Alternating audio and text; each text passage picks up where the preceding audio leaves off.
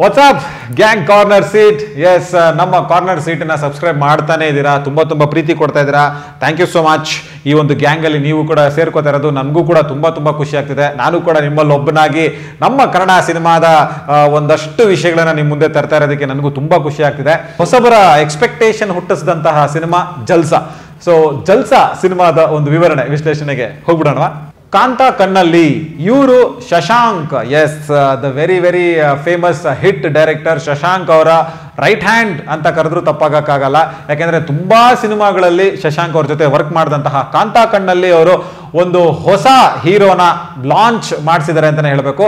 ನಿರಂಜನ್ ಒಡೆಯರ್. ಹೌದು, ನಿರಂಜನ್ ಒಡೆಯರ್ ಅವರೇನೆ ಜಲ್ಸಾ ಸಿನಿಮಾದ ನಿರ್ಮಾಪಕರು ಕೂಡ.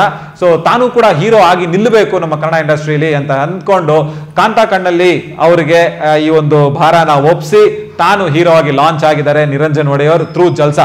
ಸೊ ಜಲ್ಸಾ ಸಿನಿಮಾದ ಒನ್ ಲೈನ್ ಸ್ಟೋರಿ. ದುಡ್ಡು ಮುಖ್ಯನಾ, ಪ್ರೀತಿ ಮುಖ್ಯನಾ? ದುಡ್ಡಿರೋಳು ಮುಖ್ಯನಾ ಅಥವಾ ಮನ್ಸಿರೋಳು ಮುಖ್ಯನಾ ಅಥವಾ ತುಂಬಾ ಪ್ರೀತಿ ಮಾಡೋಳು ಮುಖ್ಯನಾ?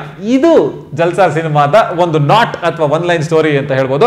ಈ ವಿಷಯ ಸ್ವಲ್ಪ ಹಳೇದು ಅಂತ ಕೂಡ ಅನ್ಸಿದ್ರು ತುಂಬಾ ಹೊಸದಾಗಿ, ಬೇರೆ ರೀತಿಯಾಗಿ, ಬೇರೆ ಒಂದಷ್ಟು ಈಗಿನ ಕಾಲಕ್ಕೆ ಸೂಟ್ ಆಗುವಂತಹ ರೀತಿಯಲ್ಲಿ ಜಲ್ಸಾ ಟೀಮ್ ಇದನ್ನ ಹೇಳಕ್ಕೆ ಹೊರಟಿದೆ. ಸೊ ಜಲ್ಸಾ ಸಿನಿಮಾದಲ್ಲಿ ಪ್ರೀತಿ ಮುಖ್ಯನಾ, ದುಡ್ಡು ಮುಖ್ಯನಾ ಅಂತ ಯೋಚನೆ ಮಾಡುವಂತಹ ವಿಷಯಗಳು ತುಂಬಾ ಇದೆ. ಈಗಿನ ಕಾಲಘಟ್ಟದಲ್ಲಿ ನೀವು ನಂಬೋದಿಲ್ಲ, ನಾನು ಕೂಡ ಸಿನಿಮಾ ನೋಡ್ತಿರ್ಬೇಕಾದ್ರೆ ನನ್ನ ಫ್ರೆಂಡ್ಸು ಇನ್ನೂ ಸ್ವಲ್ಪ ಪರ್ಸ್ನಲಿ ನನ್ನ ಕಸಿನ್ ವಿಷಯಗಳು ಕೂಡ ಏನೇನಾಗುತ್ತೆ ಅಂದ್ರೆ ಒಂದಷ್ಟು ಗೊಂದಲ ಇರುತ್ತೆ. ದುಡ್ಡಿರೋಳನ್ನ ನಾನು ಮದುವೆ ಆಗಿದ್ರೆ ಲೈಫಲ್ಲಿ ಸೆಟ್ಲ್ ಆಗ್ಬಿಡ್ತೀನಲ್ಲ, ಚೆನ್ನಾಗಿರುತ್ತಲ್ಲ ಅಂತ ಅನ್ಕೋತಾ ಇರ್ತಾರೆ. ಆದ್ರೆ ಈ ಕಡೆ ಪ್ರೀತಿ ಮುಖ್ಯ ಆಗುತ್ತೆ, ಮನ್ಸಿಗೆ ಇಷ್ಟ ಆದವಳ ಜೊತೆ ಕಷ್ಟ ಆದ್ರೂ ಪರವಾಗಿಲ್ಲ ನಾನು ಬದುಕ್ತಿರ್ತೀನಿ ಅಂತ ಹೇಳೋದು ಇನ್ನೊಂದ್ ಕಡೆ ನಮ್ಮನ್ನ ಸೆಳೀತಾ ಇರುತ್ತೆ. ಸೊ ಹೀರೋ ನಿರಂಜನ್ ಒಡೆಯರ್ ಅವರು ಸಿನಿಮಾದಲ್ಲಿ ವಿಕ್ಕಿ ಅಂತ ಪಾತ್ರದ ಹೆಸರು. ಸೊ ಇವರು ತುಂಬಾ ಉಡಾಫೆ, ಲೈಫಲ್ಲಿ ದುಡ್ಡೇ ಮುಖ್ಯ, ದುಡ್ಡಿಗಿಂತ ಏನು ಬೇರೆ ಏನು ಸರಿ ಇಲ್ಲ ಅಂತ ತುಂಬಾ ದುಡ್ಡನ್ನೇ ನಂಬ್ಕೊಂಡು ಎಲ್ಲಾ ಕಡೆ ಓಡಾಡ್ತಿರ್ತಾರೆ. ಯಾರನ್ನೋ ಅಲ್ಲ ಹಿಂಗೆ ಬೈಕಲ್ಲಿ ಡ್ರಾಪ್ ಮಾಡಬೇಕು ಅಂದ್ರೂ ಕೂಡ ಅವ್ರ ಹತ್ರ 1000 ರೂಪಾಯಿ 5000 ರೂಪಾಯಿ ಕಿತ್ಕೊಂಡು ಡ್ರಾಪ್ ಮಾಡೋವಂಥ ಕ್ಯಾರೆಕ್ಟರ್. ಸೊ ದುಡ್ಡು ಅಂತ ಅಷ್ಟು ದುಡ್ಡಿಂದ ಓಡಾಡ್ತಿರ್ತಾರೆ, ದುಡ್ಡನ್ನ ಚೇಸ್ ಮಾಡ್ತಾ ಇರ್ತಾರೆ. ಅಂಡ್ ಇವ್ರಿಗೆ ಹೀರೋಯಿನ್ ಅಫ್ಕೋರ್ಸ್ ಒಂದು ಟಿವಿ ಚಾನೆಲ್ ಅಲ್ಲಿ ರಿಪೋರ್ಟರ್ ಆಗಿರ್ತಾರೆ.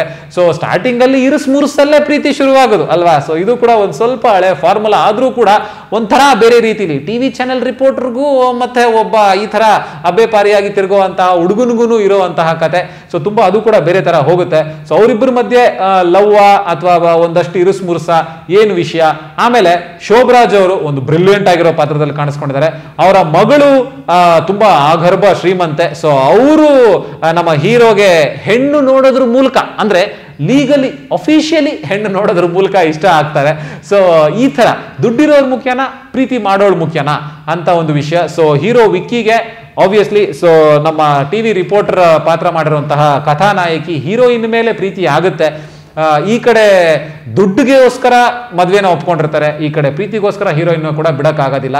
ಸೊ ಈ ಎಲ್ಲಾ ಗೊಂದಲದಿಂದ ಹೇಗೆ ಹೀರೋ ಆಚೆ ಬರ್ತಾರೆ, ಹೇಗೆ ಆಚೆ ಬಂದು ತನ್ನ ಜೀವನನ ದುಡ್ಡಿಂದ ಜಲ್ಸಾ ಮಾಡ್ಕೋತಾರ ಅಥವಾ ಪ್ರೀತಿಯಿಂದ ಜಲ್ಸಾ ಮಾಡ್ಕೋತಾರ ಅನ್ನೋದೇ ಜಲ್ಸಾ ಸಿನಿಮಾದ ಒಂದು ವಿವರಣೆ ವಿಶ್ಲೇಷಣೆ.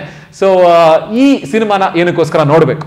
ಆಬ್ವಿಯಸ್ಲಿ ಕನ್ನಡ ಸಿನಿಮಾ ಒಂದ್ಸರಿ ಯಾರು ನೋಡ್ಲೇಬೇಕು. That is my humble request. ದಯವಿಟ್ಟು ಕನ್ನಡ ಸಿನಿಮಾಗಳನ್ನ ದಯವಿಟ್ಟು ಒಂದು ಸರಿ ಯಾರು ನೋಡ್ಲೇಬೇಕು ನೀವು. ಅಷ್ಟು ಕಷ್ಟ ಇರುತ್ತೆ ಸಿನಿಮಾ ಮಾಡೋದ್ರಲ್ಲಿ. Because I personally know cinema ಮಾಡೋ ಕಷ್ಟ ಏನು ಅಂತ. ಅಂಡ್ ಸಿನಿಮಾನ ರಿಲೀಸ್ ಮಾಡೋ ಕಷ್ಟ ಅದಕ್ಕಿಂತ ಡಬಲ್. ಅದನ್ನೆಲ್ಲ ಮಾತಾಡ್ತಾ ಕೂತ್ಕೊಂಡ್ರೆ ನಿಜವಾಗ್ಲೂ ಈ ವಿಡಿಯೋ ಸಾಕಾಗಲ್ಲ. ಬಟ್ ಅದರಿಂದ ಸ್ವಲ್ಪ ಆಚೆ ಬರೋದಾದ್ರೆ ಜಲ್ಸಾ ಸಿನಿಮಾನ ನಾವೇನಕ್ಕೋಸ್ಕರ ನೋಡ್ಬೇಕು ಅನ್ನೋದಾದ್ರೆ ನಿರಂಜನ್ ಒಡೆಯರ್ ಫಸ್ಟ್ ಟೈಮ್ ತೆರೆ ಮೇಲೆ ಕಾಣಿಸ್ಕೋತಾ ಇದಾರೆ. ಬಟ್ ಅನ್ಸೋದಿಲ್ಲ ಫಸ್ಟ್ ಟೈಮ್ ತೆರೆ ಮೇಲೆ ಕಾಣಿಸ್ಕೋತಾರೆ ಅಂತ. ಯಾಕೆಂದ್ರೆ ತಾನೇ ಖುದ್ದು ನಿರ್ಮಾಪಕ ಆಗಿದ್ರೂ ಕೂಡ ಸ್ಕ್ರೀನ್ ಪ್ರೆಸೆನ್ಸ್ ಅಂತ ಏನಿದೆ, ಆಕ್ಟಿಂಗ್ ಸೆನ್ಸ್ ಅಂತ ಏನಿದೆ ತುಂಬಾ ಚೆನ್ನಾಗಿದೆ. ಕ್ಯಾಮ್ರಾಜೆನಿಕ್ ಆಗಿ, ಫೋಟೋಜೆನಿಕ್ ಆಗಿ ಕಾಣಿಸ್ಕೋತಾರೆ. ಡೈಲಾಗ್ ಡೆಲಿವರೀಸ್ ಚೆನ್ನಾಗಿದೆ, ಸ್ಕ್ರೀನ್ ಪ್ರೆಸೆನ್ಸ್ ತುಂಬಾ ಚೆನ್ನಾಗಿದೆ, ಲೈವ್ಲಿಯಾಗಿ ಓಡಾಡ್ತಿರ್ತಾರೆ ಸ್ಕ್ರೀನ್ ಮೇಲೆ, ಒಂದು ಒಳ್ಳೆ ಎನರ್ಜಿ ಇದೆ. ಅದರ ಜೊತೆಗೆ ಕಾಂತಾ ಕಣ್ಣಲ್ಲಿ ಇವರ ಒಂದು ನಿರ್ದೇಶನ ಅಂಡ್ ಅವರ ಇಡೀ ತಂಡ, ನಾನು ಹೇಳಬೇಕು ವೀರ್ ಸಮರ್ಥ್ ಅವರ ಸಂಗೀತ ಬ್ರಿಲಿಯಂಟ್ ಆಗಿದೆ ಜಲ್ಸಾ ಸಿನಿಮಾಗೆ. ಸೊ ಇದೆಲ್ಲಾನು ಒಂದಷ್ಟು ಹೊಸಬರ ಸಿನಿಮಾಗೆ ಒಂಥರ ಫ್ರೆಶ್ ಅಂತ ಅನ್ಸುತ್ತೆ. ಹೊಸಬರ ಸಿನಿಮಾ ಅಂತ ಖಂಡಿತ ಅನ್ಸೋದಿಲ್ಲ. ಸೊ ಒಂಥರ ಫ್ರೆಶ್ನೆಸ್ಗೋಸ್ಕರ ಜಲ್ಸಾ ಸಿನಿಮಾನ ನೋಡಬಹುದು ಅಂತ ನನಗೆ ಅನ್ಸುತ್ತೆ. ಬಟ್ ನಾನು ನಿಮಗ್ ಬಿಡ್ತೀನಿ ನಿರ್ಧಾರನ. ವರ್ಡಿಕ್ಟ್ ಯಾವಾಗ್ಲೂ ನಿಮ್ದಾಗಿರುತ್ತೆ. ಏನಿದೆ ಏನಿಲ್ಲ ಅಂತ ಹೇಳೋದಷ್ಟೇ ನನ್ನ ಕರ್ತವ್ಯ, ನನ್ನ ಜವಾಬ್ದಾರಿ. ಸಿನಿಮಾದ ವರ್ಡಿಕ್ಟ್ ನ ಕೊಡೋದು ನೀವು. ಓಕೆ, ಸೊ ಈ ಒಂದು ವಿವರಣೆ ವಿಶ್ಲೇಷಣೆ ಜಲ್ಸಾ ಸಿನಿಮಾದ ಬಗ್ಗೆ ನಿಮಗೆ ಇಷ್ಟ ಆಗಿದ್ರೆ ದಯವಿಟ್ಟು ಲೈಕ್ ಮಾಡಿ, ಹಾಗೆ ದಯವಿಟ್ಟು ಸಬ್ಸ್ಕ್ರೈಬ್ ಮಾಡಿ. ಸೊ ಇಷ್ಟನ್ನ ಹೇಳ್ತಾ ಮತ್ತೆ ಇನ್ನೊಂದು ಸೂಪರ್ ಆಗಿರೋ ವಿಡಿಯೋದಲ್ಲಿ ಸಿಗೋಣ. ಸದ್ಯಕ್ಕೆ ಬಾಯ್. Gang corner seat.